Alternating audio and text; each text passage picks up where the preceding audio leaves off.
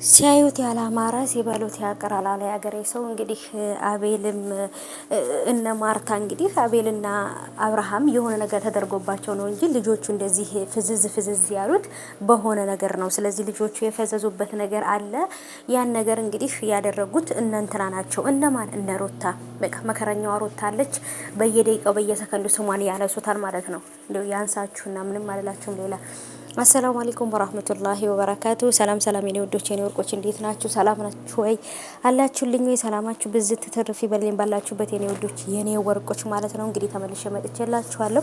ልለፈልፍባችሁ ነው እንግዲህ ምንም ማድረግ አልችልም ማለት ነው ውዶቼ። እኔ ግራ የሚገባኝ ነገር እንዲሁ አንዳንድ ጊዜ ለካ የሀገራችን ተረት እኮ አንድ ጊዜ ግጣሙን የሚያገኝበት ነገር አለ። ሲያዩት ያላማረ ሲበሉት ያቀራል በቃ። እና እኔም ይሄንን ብዬ ነው የመጣሁላችሁ ዛሬ። የምለው ነገር ቃላት ለነሱ የምሰጣቸው ቃላት ስላጣሁኝ ይሄን ብዬ መጥቻለሁ ማለት ነው። ምክንያቱም ጋይሶች እየሆነ ለመናገር አላቅም። አሁን ደግሞ አቤል እያለቀሰ መጣ። ምን ሆነ ነው አቤል ሲባል ምንም ነገር እንትን አይልም። በቃ ዝም ብሎ ነው የሚያለቅሰው። ከዛንስ አንተንና አብርሃምንማ የሆነ ነገር አድርገውባችኋል እንጂ ዝም ብላችሁማ እንደዚህ አትሆኑም። ምንድነው እንደዚህ ያፈዘዛችሁ? አንተስ ምንድነው የምታለቅሰው? ምንድነው ምናምን እንዴ? ምነው አብርሃም ሞቷል ተብላችኋል እንዴ? በአብርሃምና በሩታ ስም የምታራዝኑት ማለት ነው። ድራልቃሻውላ ማለት ነው። እኔ ምንም አልላችሁም። ፈጣሪ ልቦናውን ይስጣችሁ። ግን የሆነ ነገር ሲፈጠር የሆነ ነገር አድርገውባችሁ ነው፣ የሆነ ነገር ተደርጎባቸው ነው እንጂ እነሱማ በሰላማቸው አይደለም። ምንድነው የሚደረግባቸው? እስኪ ምንድነው የሚደረግባቸው? ሰው በፊት ከነበረበት ከእብደት ዓለም ወደ ኖርማል ዓለም ወደ ጤንነት ዓለም ሲመጣ የሆነ ነገር ተደርጎብህ ነው እንዴ ነው የሚባለው?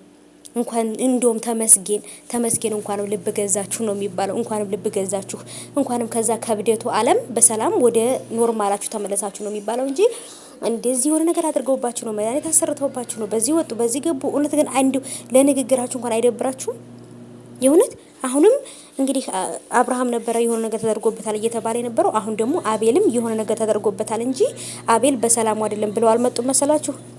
ምንድነው የሚደረግባቸው? እስኪ አሁን ነገር የገባኝ ነገር የሚደረግባቸው ነገር ምንድነው?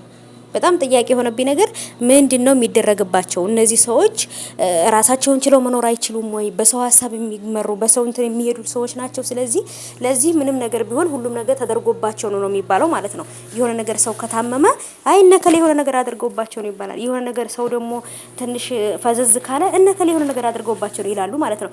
ይሄ እኮ በራሳችሁ እንትን የላችሁም። ገባችሁ አይደለ? በራሳችሁ መተማመን የላችሁም። በቃ ሙሉ ለሙሉ የራስ መተማመናችሁን አጣችኋል ማለት ይቻላል ማለት ነው። የእውነት የሆነ ነገር ሲፈጠር እና ከሌም መድኃኒት አድርገውባቸው ነው እንጂ እኮ እነሱ እንደዚህ አልነበሩም ይባልልኛል። ኧረ እባክሽ ማርታ ደግሞ ስታሽቃብጭ እኮ በጣም ነው ደስ የምትይው ማለት ነው። በጣም ፍቅረኛሽ በቃ ሌላ ሴት አፍቅሮ አቤል ሌላ ሴት አፍቅሯል ማለት ነው እንጂ አቤል የደነዘዘው በሌላ ሴት ፍቅር ነው። አቤል ማለት እኮ ራስ ወዳድ ሰው እኮ ነው ጋይሶችዬ።